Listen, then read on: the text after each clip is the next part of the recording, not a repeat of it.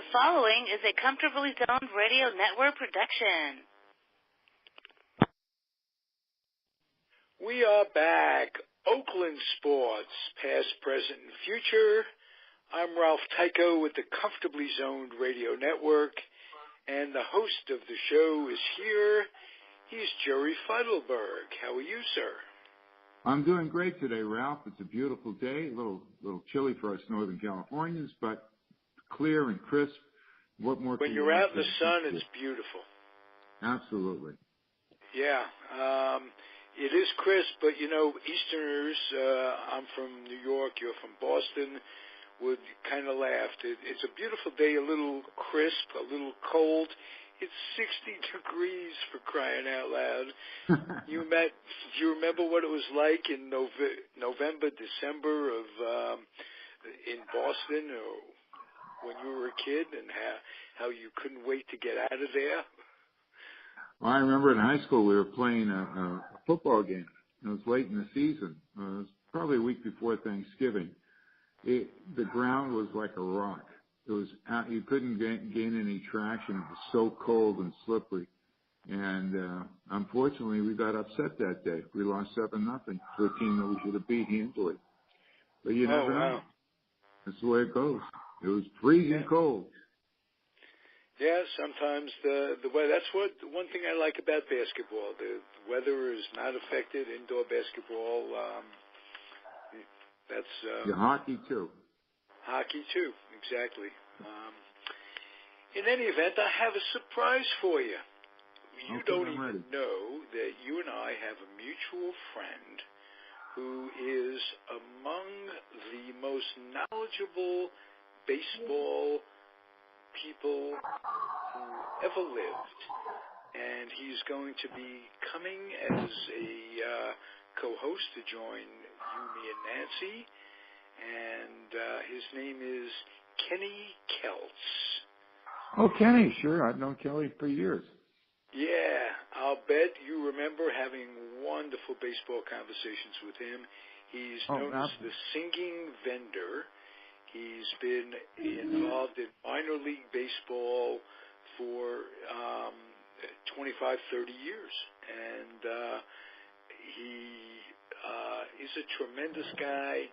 He's got a great, he's a mensch, let's put it that way. He's a good person, and he's incredibly knowledgeable, especially about the A's. And he's going to be an additive. He can't be here this week. You can't be here next week, and for 6 weeks after that. Yeah. But he'll be on the networks filling in for you. And, fantastic. Wait, isn't that great? Yeah, Kenny's from Kansas City. Absolutely. He's and Kenny and I, now this goes back a ways, in 1965, he is a reserve, me as an enlistee. Both were at in November of 65. We were both at Travis Air Force Base doing our basic training. Oh, no kidding! Terrific. That's how we traced our lineage, and so we marched around Lackland Air Force Base in San Antonio, Texas, and I don't remember enjoying those days very much. Just looking back, it was a very scary time. Didn't know where we were going to go. Oh yeah, we were in Vietnam at that time, very heavily involved in Vietnam. Yes, absolutely. And fortunately, I was stationed at Travis Air Force Base and served the remainder of my time after tech school in Amarillo. Got to spend time at Travis, which is 50 miles from San Francisco, maybe 50 miles from Sacramento, somewhere around halfway between Sacramento and San Francisco. Sure. That wasn't a bad place to be. That I have no. of. And in any event, I'd like to talk to you today about a bombshell that hit yesterday. The Peralta School District put the kibosh on the A's proposal for a ballpark shocked me. How did you react? Oh, I was totally taken by surprise, as were the A's. They were blindsided by it. They had done all this work and prep work for at least a year, talking with the chancellor of Laney College, and I'm sure that they proceeded with the understanding that it would be fairly easy to get the Board of Trustees to approve their plan. And in fact, they had no inkling that what came down is that the faculty of Laney College and the students at Laney College were united in their opposition to the A's plan. And when the Board of Trustees said to end and cease all negotiations, it really took them by surprise. And which kind of surprises me, I thought Dave Cavell was a thorough kind of guy. I thought he would have had all his ducks in a row when he went forward with this. And why would you have a press conference and let the public know that you got a deal and when you really don't have a deal? That's a big surprise. Did he think there was a deal, or was he just projecting it, hoping it would take? Yeah, I don't know about that. I would venture to say he thought he had a deal. I don't think he would have gone out on a limb like that and to be left looking with egg on his face as he was with the announcement that the deal was off. I don't think that anyone would operate that way. I remember years ago when I was active I think I was president of the Park Street Business Association in Alameda, and we wanted to build a downtown garage, and we had a public hearing at City Hall, and I thought I had the support of the business owners at that time, but I didn't have anybody really lined up to speak for me at the hearing. I did get some support from a fellow by the name of Don Parada, who became a county supervisor, then a state senator. He was in favor and gave all the reasons for it, but I got overwhelmed by the opposition, which I didn't anticipate. And I learned a lesson that when you go through these things, you better have things lined up and you have the people supporting you so that you get your project done, because you don't want to look, dead in the water. Well, what scares me the most about this, the A's said they had no plan B.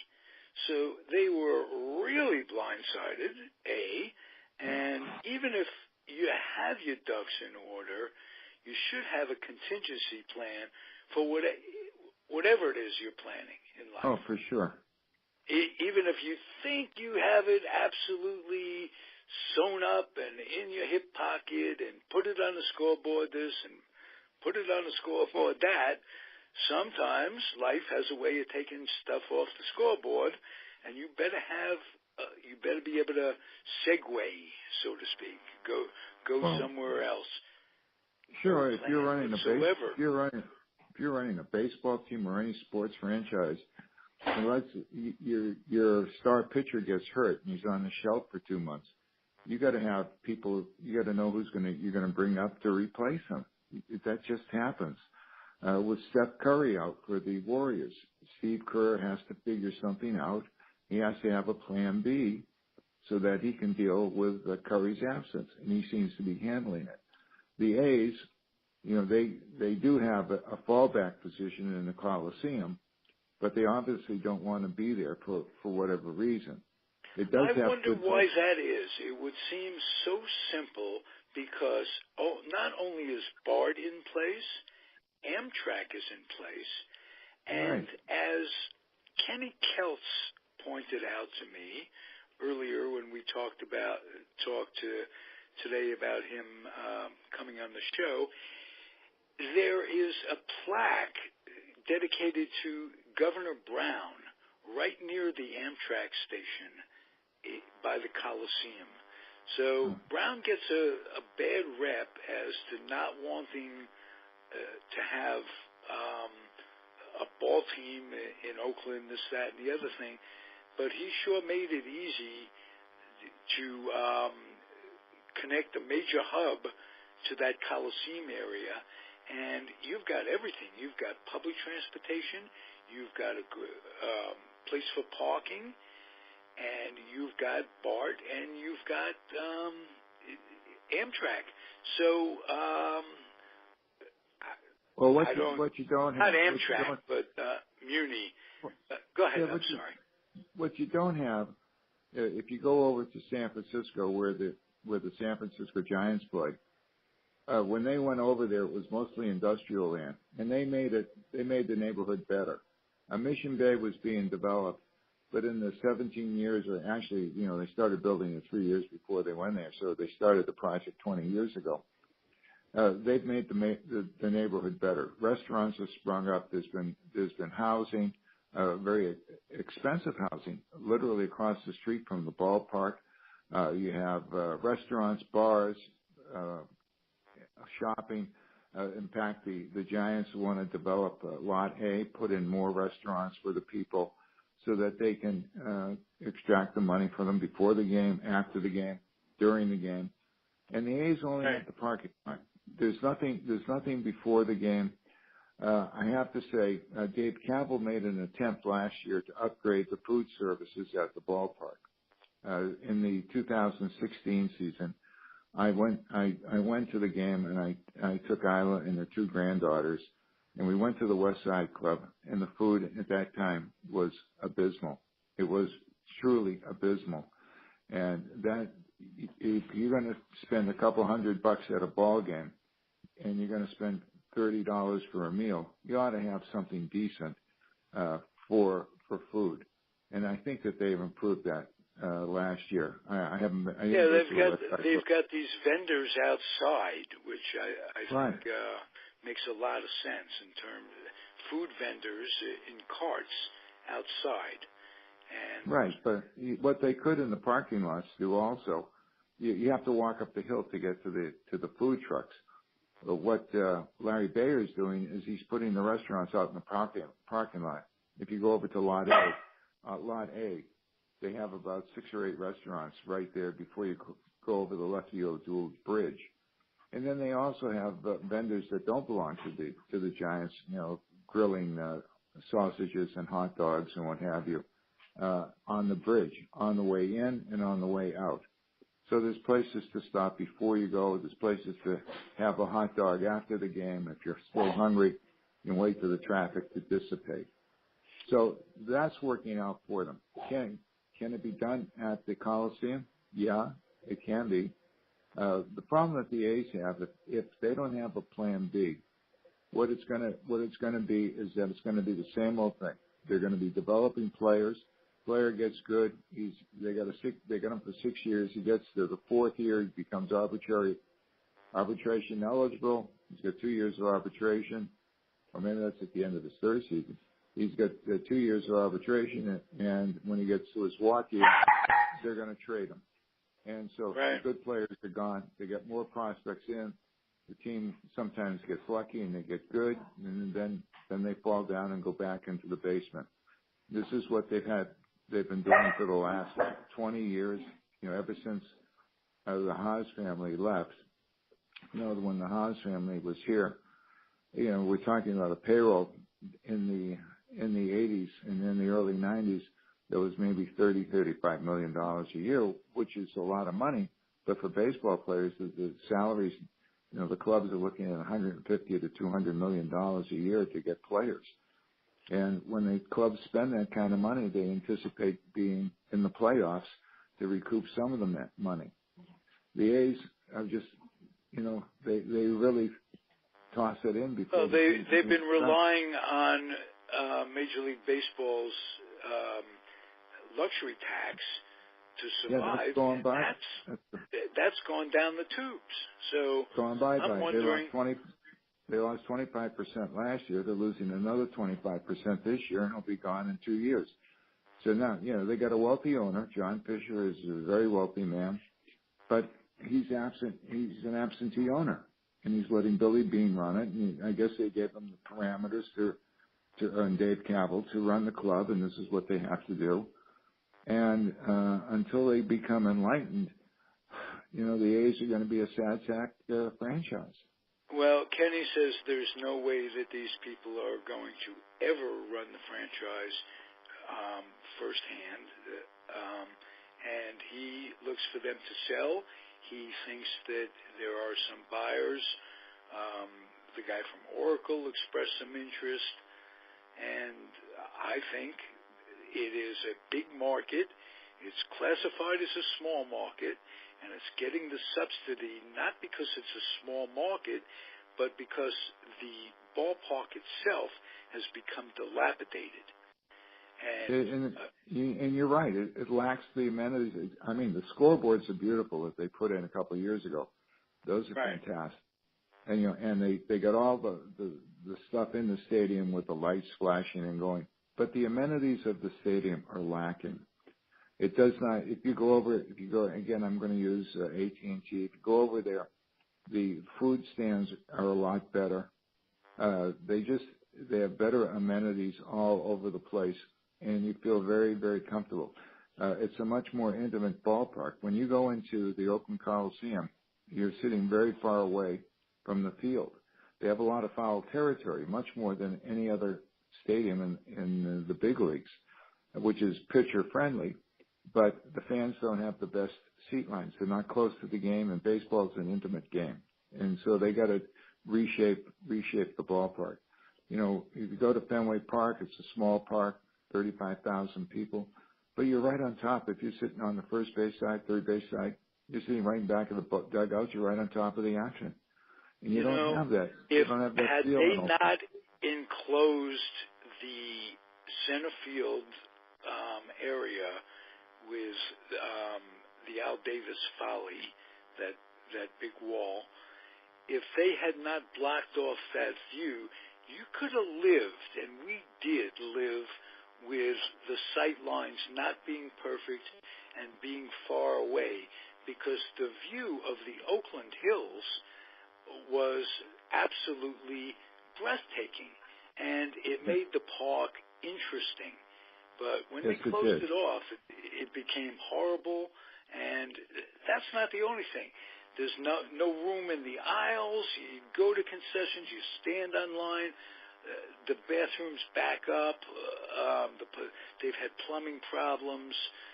It just needs replacement, and it's been a long time. Like you say, it's been 20 years since the Haas family has sold, and we've gone through that cycle. The way I looked at it, when they gave, I just blanked on his name, the pitcher that went to Atlanta and had a terrific career after that. Yes, Tim Hudson. Tim Hudson, and now Gray leaving under the same circumstances of this, accumulate a terrific team, and then you can't keep them, and you just trade them for prospects, and you start all over again, and you get the fans behind them, and it just it's not right. What can I tell you? No, it's not right, and it's not fair because the fan base, small though it is incredibly loyal. They are boisterous. It's just terrific. And if they're in it, if they've been in the race over these last 20 years, when they are, attendance picks up gradually but steadily as the season goes. The fans come out to see a winner. You can't blame them. Well, if you go back to the last golden era for the A's, which was it started in '86 when they brought up Jose Canseco, he was Rookie of the Year. '87, McGuire, Rookie of the Year. '88, Walt Weiss, Rookie of the Year. So they had 3 Rookies of the Year. They hired Tony La Russa, I think in '86. He got fired from the White Sox, and the A's very astutely picked him up. That was one of their best moves. And they won 3 pennants, 1 World Series, 3 pennants.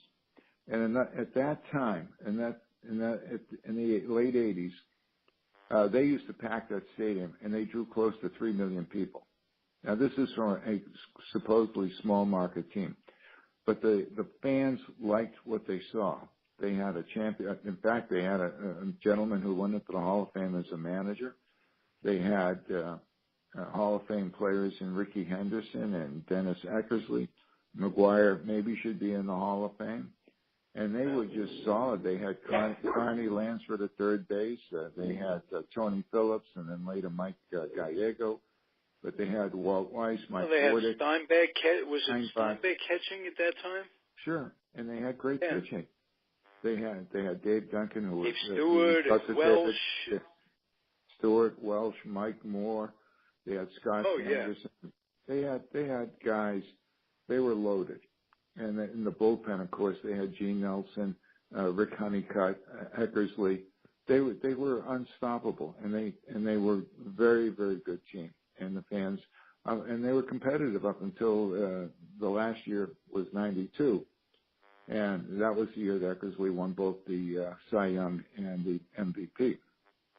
So they were a very, very talented team.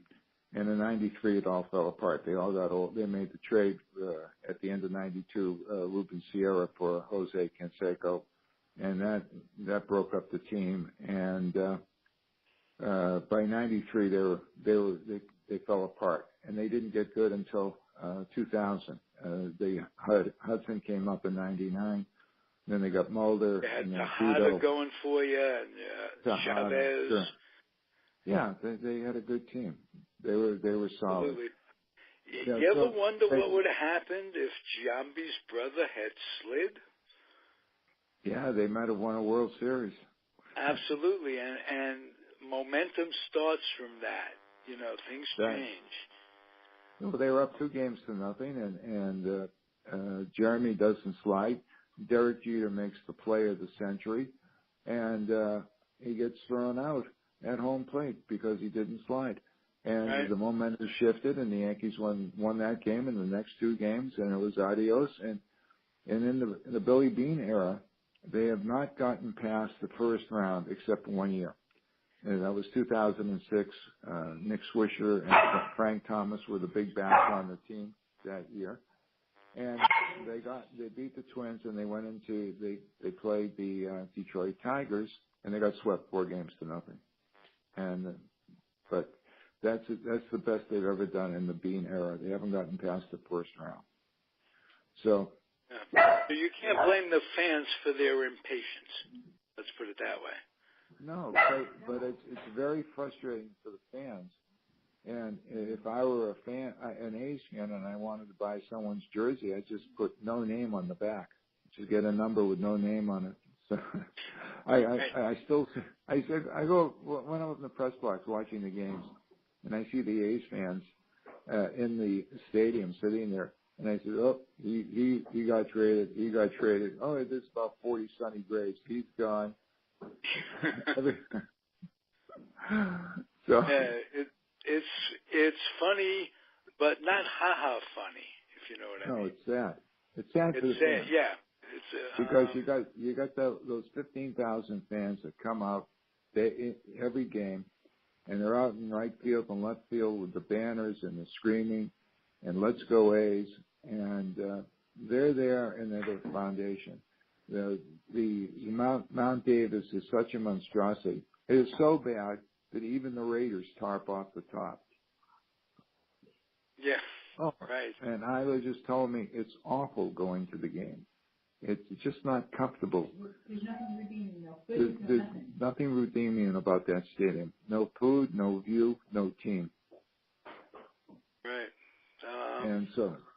And now, little hope for the future, unless this can segue again into something positive. With everything in place, the BART, the transit, this, that, and the other thing, isn't it possible that they can go to Coliseum area, build a ballpark in the parking lot, tear down the old parking lot, make a stadium out of that, make a parking lot out of that area, and do it in maybe half the time that they were projecting for the Peralta thing. Yeah, absolutely. Absolutely. It would take 3 years to build it. So if right. We were pretty shocked, you and I, when they did have, quote, final approval, end quote, and I'm starting to have heard this because under the previous mayor, they had some sort of agreement in place, and that fell through. So this is getting old. But we were disappointed it would take 6 years in the Peralta location. And I didn't care. At this point, my first choice would be to have it at Jack London Square and have it overlook the AT&T Park. And you have two gems overlooking each other, and it would be idyllic. But yeah, I agree with. I tend to agree with you. The Mayor Schaaf supported the Howard Terminal, the land over there. There's some opposition to that over there. The A's claim that it was colder, windier, and I don't know. I've been at AT&T Park at night. It's cold and windy, but if you put a good product on the field, you're going to get people there. The problem. Well, nobody thinks AT&T Park is cold and windy because nobody that ever sat in Candlestick Park for any length of time, any time after 4:00 in the afternoon. The coldest night I ever spent at Candlestick Park was in August, where the Raiders were playing the Niners in an exhibition game, and I don't think we had to wear gloves, bundled up, and we were sitting right in our seats would have been in center field for the baseball season. We were actually on the sunny side of the season, but it was a night game, cold, windy, freezing. It was the coldest night of the year in August. Well, and that's what I'll tell you, the Giants recognized it, and in a good-humored way, they had a marketing thing where they called it the Crawdie Candlestick. It was a little plastic pin that they gave you if you sat through a night game. And how many of those you accumulated made you top dog in your neighborhood? You'd put them on your cap and what have you. And maybe it was a metal pin, if I recall properly, correctly. And it was cold. They played on it. The players thought it was to their advantage, and they'd learn what it took to play in the park. And if you came in and you weren't prepared for that weather, you were at a tremendous disadvantage. But that said, Oakland or the AT&T Park has no anywhere in Oakland's going to be warmer than anywhere in San Francisco. For sure. Yeah, for sure. The weather would be similar to AT&T Park if it's on the I'm used to it, maybe because I could literally, from my house in Alameda, walk to the park. Mm-hmm. I mean, I'm walking across a couple of bridges and down 14th Street or whatever, but I can get to the park on foot. I choose not to most of the time, but my point is, what a tremendous, it's tremendous to have that park that close, and it's tremendous to be in an area where you have both National League and American League. So this going to be where they go? Is it going to be to the Oakland Coliseum area where the park is going to be built, in your opinion? Well, I'll get to that in a second. You brought a point up where they're close. If you go back to New York and Boston, when the Giants were in New York, they played up at the Polo Grounds, which was in Coogan's Bluff, and the Yankees were just across the river at 161st Street. The parks could see each other. Polo Grounds and Yankee Stadium. When you go to Boston, Fenway Park is in Kenmore Square, and if you go up a mile on Commonwealth Avenue, Braves Field was a mile away. And they worked because the teams were, when the Red Sox were at home, the Braves were on the road, and vice versa. Same thing in New York. And that's why it will work in San Francisco and Oakland. They're not competing with each other. When the A's are home, the Giants are on the road, and vice versa. And if the A's have a good team, they will draw people because people want to see winners. And they could build it at the Coliseum site. I think that they're concerned, and people don't want to talk about it, but that neighborhood might be a little, with the stuff that's going on, Bart, with the robberies on Bart at the Coliseum, the Fruitvale Station, and maybe San Leandro stations. People are a little leery of taking Bart to the games.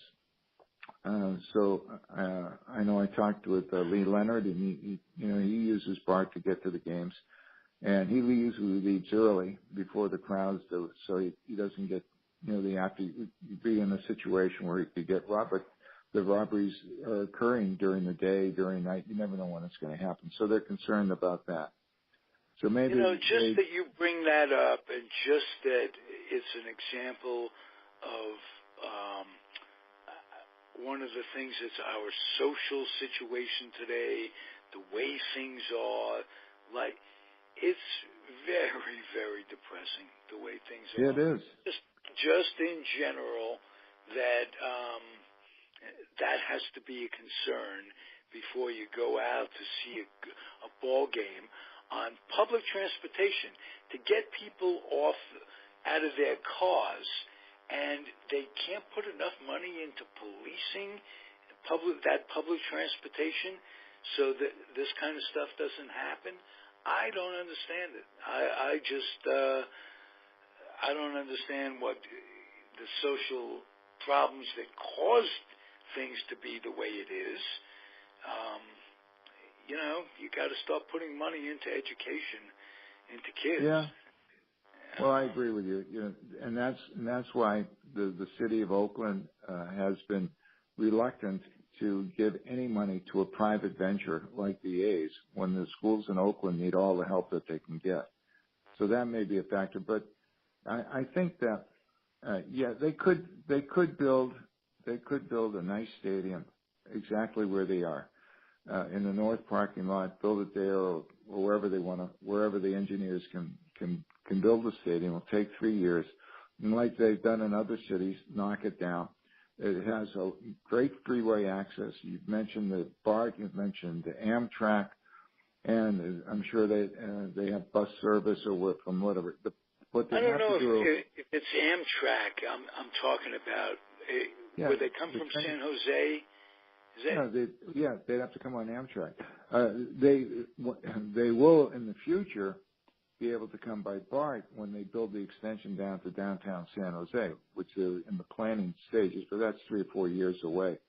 They're going to build it right down to Diridon Station, and I think that's. But if that's 3 or 4 years away, that can coincide with the opening of the new park. Right, exactly.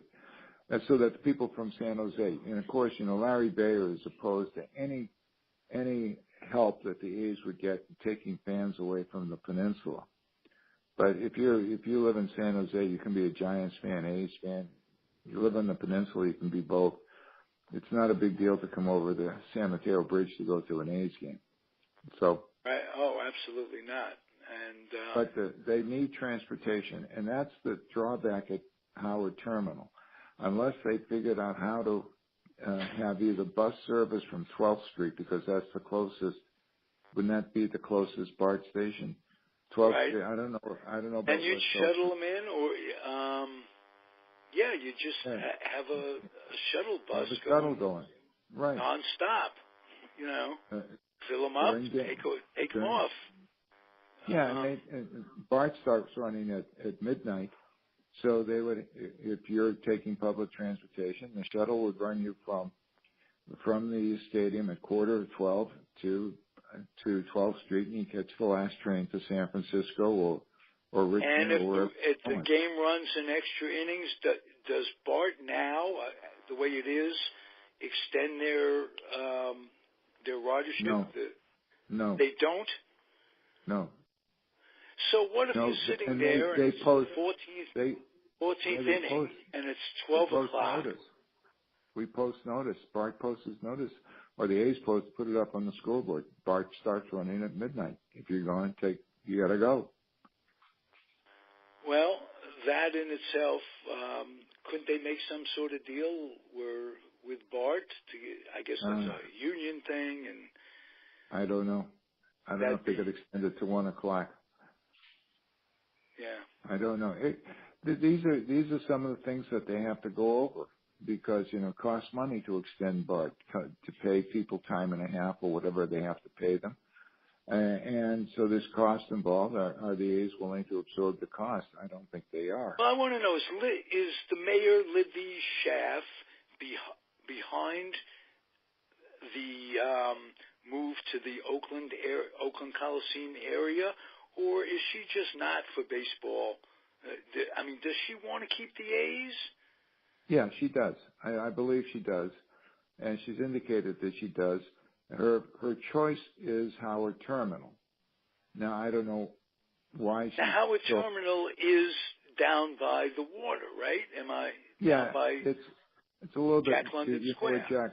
Yeah, but it's not direct. It's a little bit of a hike over to the terminal. Right. Jack London, so it's close by, but not exactly at Jack London Square. Now, what would hold that up? Or would there be environmental studies and this, that, and the other thing that can hold it up for indefinitely? That may be a fact. That may be a factor. I don't know if they've done the studies or not. They may have. They may have done the studies.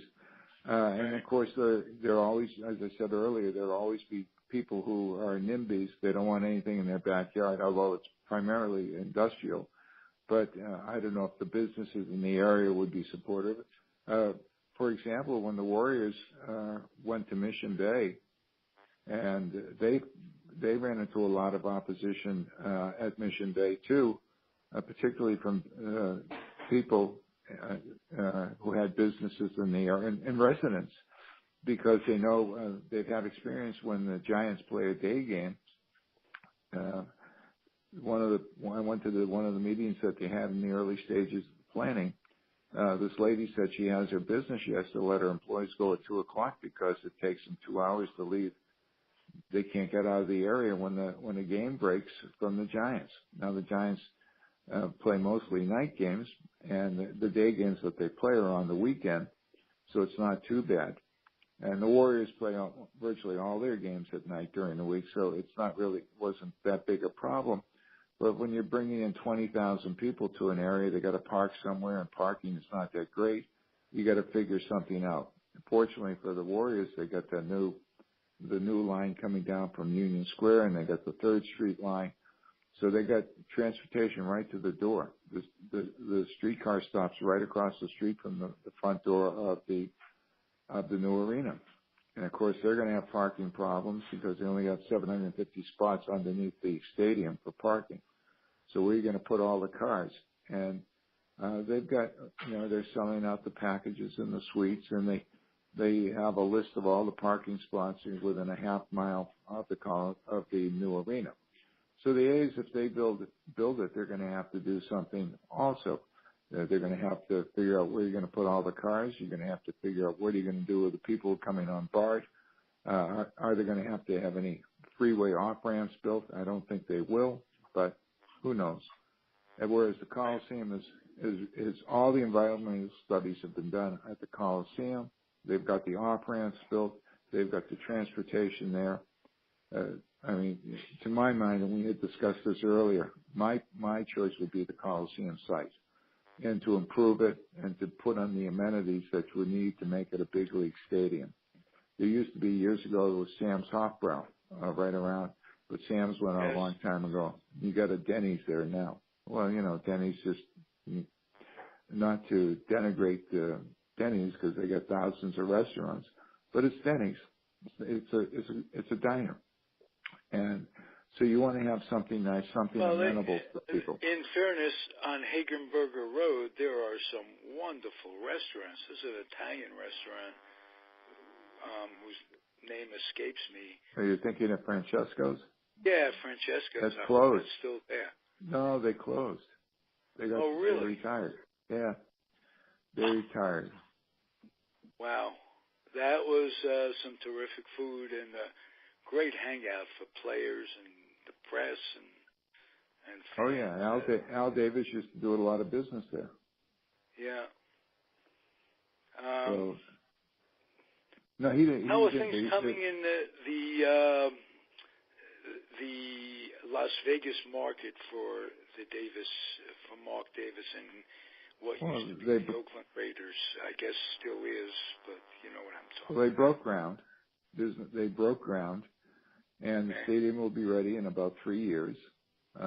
They're talking about 2020, it might be 2021. You know, to build these things takes time. Right. The Raiders lease, their agreement, I think, ends after the 2018 season. The Coliseum can say, "Hey, we're building the stadium for the A's. You're going to Las Vegas. Go now. We don't care. We got to build this for our best tenant, our only tenant." Well, so you can't start building it without tearing down. You can't have the new stadium without tearing down the old stadium. Well, in a lot of cities, they built, like when they built Yankee Stadium, they built it right next door. When they built the new community Shea park, Stadium, same thing. Citi Field, the same thing. They tear down one. And they didn't rip it down until it was all done. The Mets didn't go somewhere else. They played at Shea until the Citi Field was ready. The Yankees played at They're not going to be ripping down the Oakland Coliseum until the new stadium is built. Exactly. So the Raiders, if they had to extend it, they'd probably They could. The question is, with the Raiders going, you know, they ought to do what the Chargers did. Chargers said, we're leaving San Diego, and they're playing in a soccer stadium, holds 27,000 people until the new stadium is ready in L.A. So that could, because the Charger fans felt betrayed, or if they still want to see the team, it's not that big a deal to drive up from San Diego. So the diehard Raider fans will go to Las Vegas wherever they play. They did when they were in L.A. Hey, speaking of San Diego, it's Friday the 8th of December, and there are some horrific fires going on down south. Yeah. That scare me. The station's Linda Wilson hasn't checked in from San Diego on Facebook, and we got some people worried about her, and naturally the rest of the populace. This state has been ravished by fires this year. Well, we had those. We had the heavy rains in January and February, and that contributed to the great proliferation of the brush. And then we didn't have rain for 6 months. It dried out, tended to dry, and when you get a Santa Ana condition, we get this big ridge of high pressure just sitting over us, spinning around, and the winds are coming from the northeast, I guess. And when they come from the reverse direction, they get faster and faster, and then they all you need is a spark in it, so you got a conflagration. And you got these power lines, PG&E and what have you, that are antiquated and that don't stand up against the wind and oftentimes fall, and sparks start fires that way. So you got a whole bunch of stuff. And then, you always have your negligent camper or your negligent driver who throws a lit cigarette outside the car.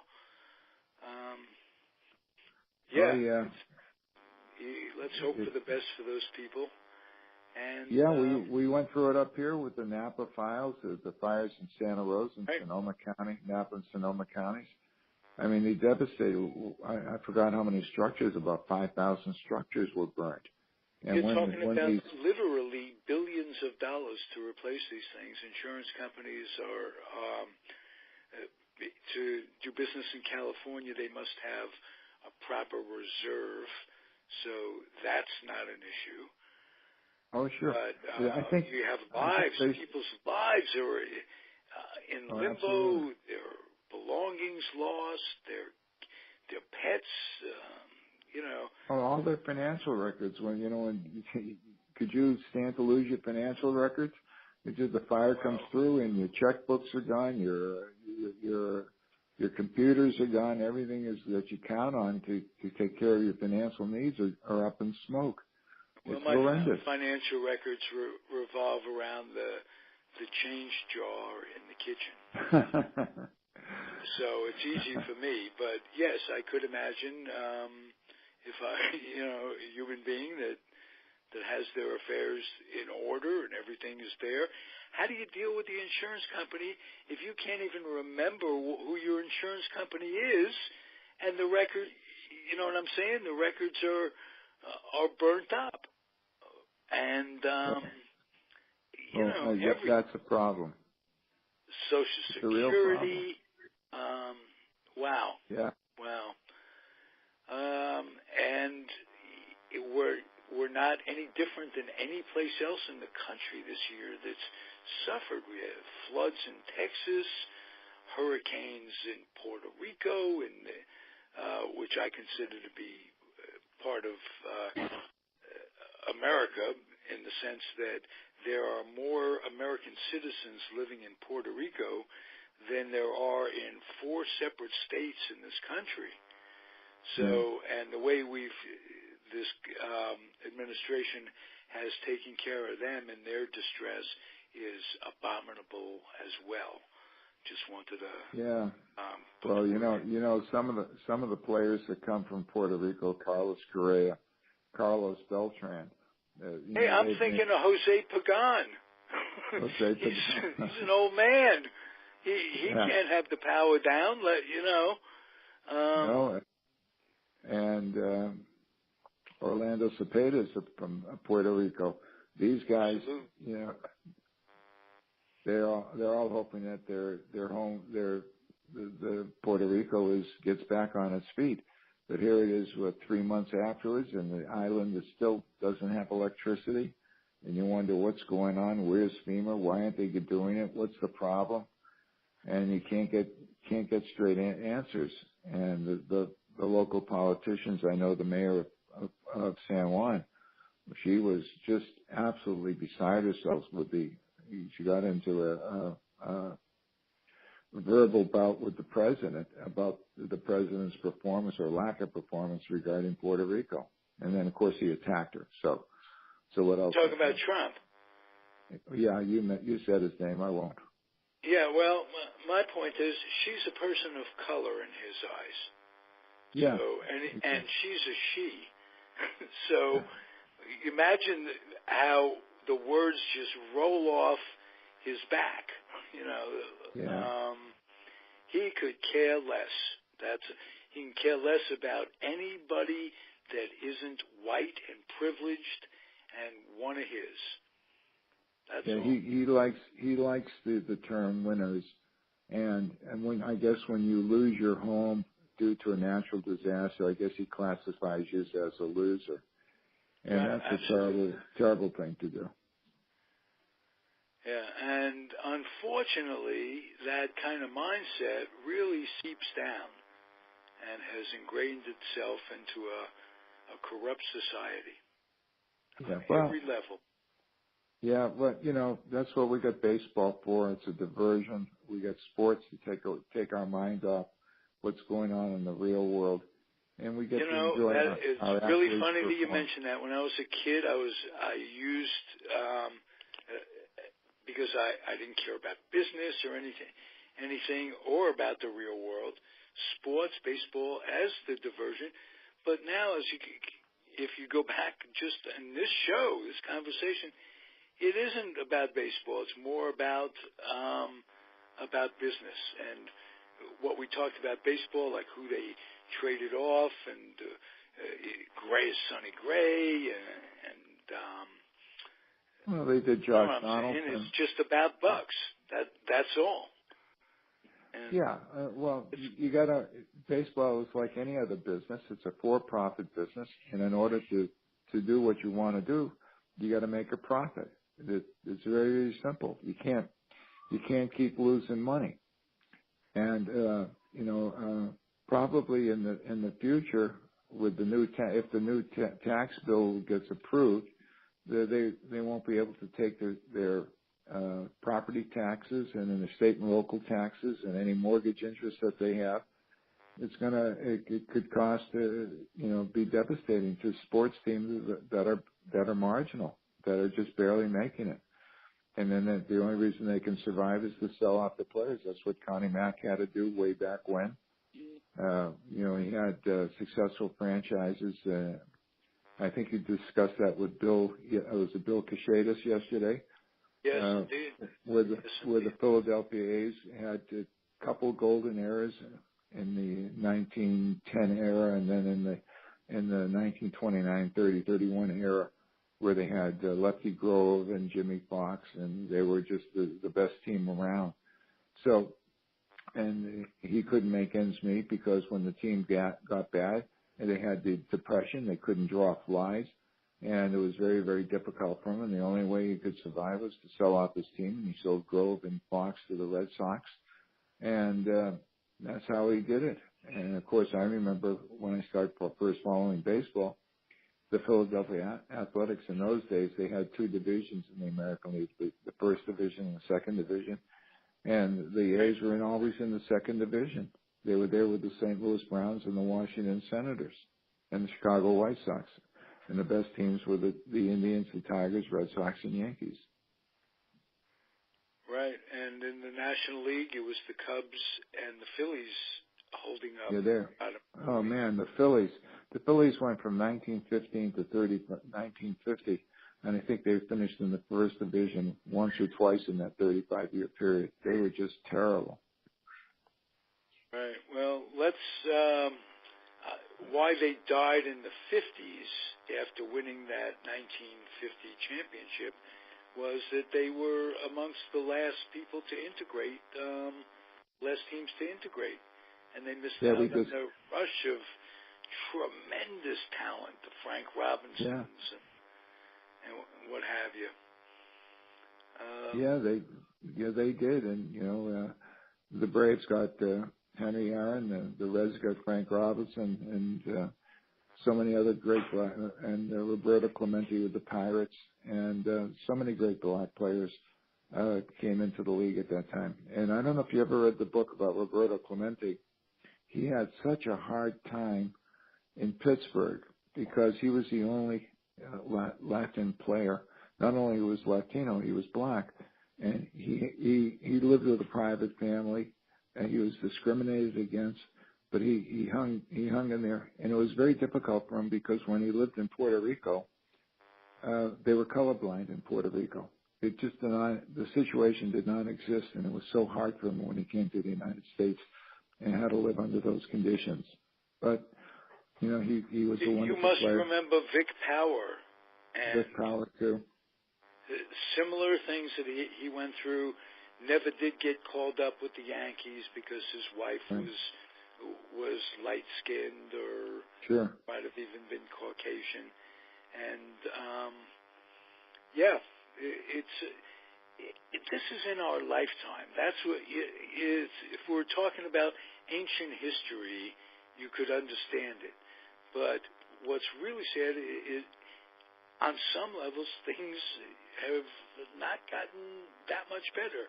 And I think we talked about the difference between overt and covert prejudice. I think there's a lot more covert stuff going around these days. Yes, a lot where it's absolutely overt as can be.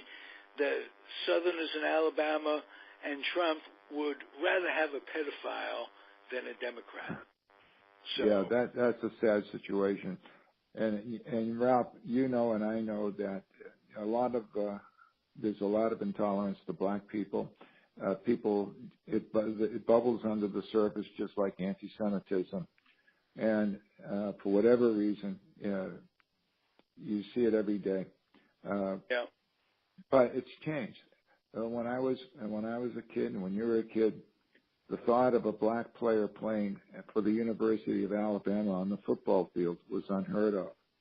And now when you look at the teams that Alabama puts out, and Georgia puts out, Mississippi, they have all black players. And so the whole attitude has changed. Now, does that mean that the black players are going to get a good deal when they get out of college? I don't know. If they go pro, they might make some money. But hopefully these kids will get a college education rather than just be brought in to feed the football machine at the schools. And you know that the football and basketball programs produce the most amount of revenue for the universities, and that's why they pay the college coaches so much, because they do a good recruiting job. They sell out their stadiums. Right, and they justify it. It builds libraries. Yeah, of course.